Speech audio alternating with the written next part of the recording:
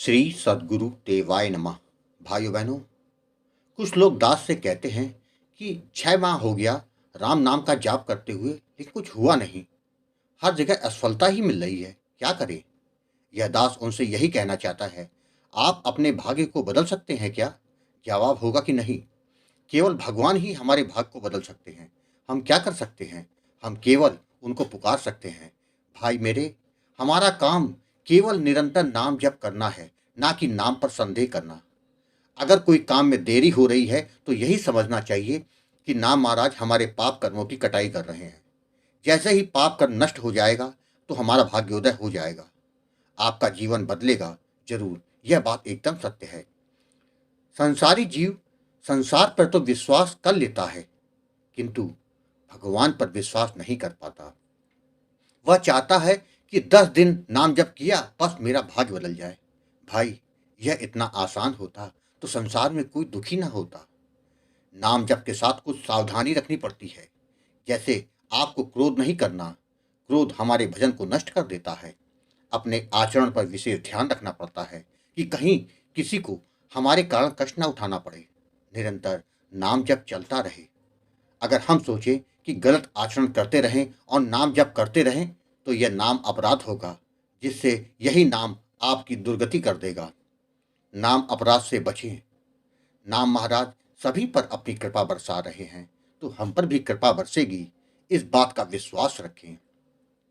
आज आपको जो कथा यह दास सुनाने जा रहा है वह यथार्थ जी ने भेजी है, जिससे आपको राम नाम के प्रताप के बारे में पता चल जाएगा। इस कथा को जानने के लिए इस वीडियो को आखिर तक अवश्य देखिएगा। उससे पहले जिन लोगों ने गोकुल भवन अयोध्या यूट्यूब चैनल को सब्सक्राइब नहीं किया है, उनसे निवेदन है कि चैनल को सब्सक्राइब करके बेल आइकन अवश्य दबा दें, जिससे नए वीडियो के नोटिफिकेशन लगातार आपको मिलते रहें। और साथ ही अगर आपको राधा नाम की महिमा, बांके बिहारी और वृंदावन से जुड़ी सच्ची प्रेरणादायक कथाओं का आनंद लेना है तो हमारे दूसरे चैनल अच्युत प्रभात को जरूर सब्सक्राइब कर लें। यथार्थ जी ने कहा, गुरु जी, राम नाम की शक्ति के बारे में जब स्वयं राम जी नहीं बता सकते तो हमारी क्या हैसियत है। प्रभु की कृपा से जितना जान जाओ, केवल उतने पर ही विश्वास कर लो तो जीवन बदल जाएगा। लेकिन यह बहुत मुश्किल होता है, राम नाम पर विश्वास करना, जिसका कारण है कि हम जीवन में केवल संसार को सत्य माने बैठे हैं। जब जीवन में दुख आता है तब हमें भगवान और संतों की याद आती है। तभी तो कहा गया है कि दुख में सुमिरन सब करे, सुख में करे न कोई। जो सुख में सुमिरन करे तो दुख काहे को होए। दुख हमें केवल इसलिए मिलता है कि वह हमको बताना चाहता है कि हम यहाँ क्यों आए हैं। हम केवल परमात्मा की प्राप्ति के लिए ही इस धरा पर आए हैं। केवल यह मानव तन से ही संभव है, वरना देवता भी इस तन को पाने के लिए मचलते हैं। जिसने अपने जीवन में राम नाम को अपना लिया, वह सुख और दुख की परिभाषा को समझ जाता है कि असली सुख केवल नाम जप में है। आज मैं अपने जीवन के अनुभव को आपके साथ शेयर करना चाहता हूँ, जिससे कि नाम जप की महिमा को लोग समझ सकें। मेरे पिताजी ने जीवन में कभी कोई पूजा पाठ ज़्यादा नहीं करी। जब वह 30 वर्ष के थे तो वह अयोध्या जी गए थे। वहाँ से उन्होंने राम नाम ले लिया था। बस उसके बाद से रोज सुबह 2:30 बजे उठ के सभी दैनिक कर्मों से निवृत्त होके 3 बजे आसन पर बैठ जाते और राम नाम का जप किया करते थे, जो कि सुबह 6 बजे तक निरंतर चलता रहता था। इसके साथ ही वह दिन भर चाहे जो भी कर्म करें, किंतु निरंतर मानसिक जाप उनका चलता रहता था। निरंतर नाम जप करते करते उनको नित्य दर्शन होते रहते थे। यहाँ तक कि जब वह सुबह आसन पर बैठते थे तो हनुमान जी उनके साथ बैठ के बातें करते थे, उनके साथ सत्संग करते थे। जो कुछ होने वाला होता था हनुमान जी उनको पहले ही बता देते थे, जिससे जिंदगी उनकी बहुत आसान हो गई थी। पिताजी ने कभी झूठ नहीं बोला, चाहे कितना भी कष्ट क्यों ना उठाना पड़ा। वह कहते थे कि मेरा जन्म केवल परमात्मा को पाने के लिए ही हुआ है। पूरे पूरे गांव वाले उनको बहुत मानते थे। जिसके जीवन में कभी कोई संकट आ जाए तो वह उनके पास आ जाता था।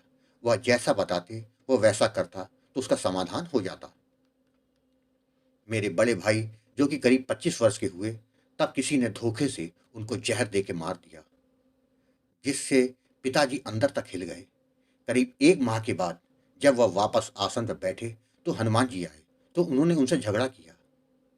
कहा कि आपको लेना था तो दिया ही क्यों? तो हनुमान जी ने कहा, तुम्हारे प्रारब्ध के अनुसार उसका केवल उतना ही साथ था। वह अपने कर्मों को भोग कर यहाँ से चला गया। उसका पुनः जन्म होगा यहाँ से 500 किलोमीटर की दूरी पर। लेकिन परेशान मत होना, मैंने उसके बदले तुमको दूसरा बेटा दे रहा हूँ। पिताजी की समझ में कुछ नहीं आया। सुबह मालूम पड़ा कि हमारी भाभी गर्भवती हैं। पिताजी ने कहा कि बेटा ही होगा, क्योंकि हनुमान जी ने स्वयं उनको बता दिया था। समय आने पर भाभी ने एक बेटे को जन्म दिया।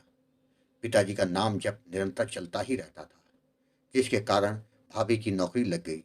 मेरा वह बेटा भी बड़ा होने लगा। जब वह अब वह 40 वर्ष का हो चुका है, किंतु आज तक कभी बीमार नहीं हुआ। यह पिताजी के नाम जप का ही प्रताप है। मेरे माताजी के देहांत के 1 माह पूर्व ही पिताजी ने बता दिया था कि इस तारीख को तुम्हारा इतने बजे तुम्हारा शरीर छूट जाएगा। वही हुआ। 2014 को मेरे पिताजी की भी मृत्यु हो गई। उनकी जैसे मृत्यु करोड़ों में किसी की होती है। उन्होंने 48 घंटे पहले पूरे परिवार को बुला लिया और राम नाम के चमत्कार के बारे में बहुत कुछ बताया। साथ ही अपने जीवन के सारे अनुभवों को भी बता दिया। उन्होंने कहा कि राम नाम को कभी मत छोड़ना, तो तुम सब मेरे पास पहुंच जाओगे। शरीर छूटने वाले दिन नहा धोकर नए कपड़े पहनकर आंगन में लिपवा कर वो वहीं बैठ गए।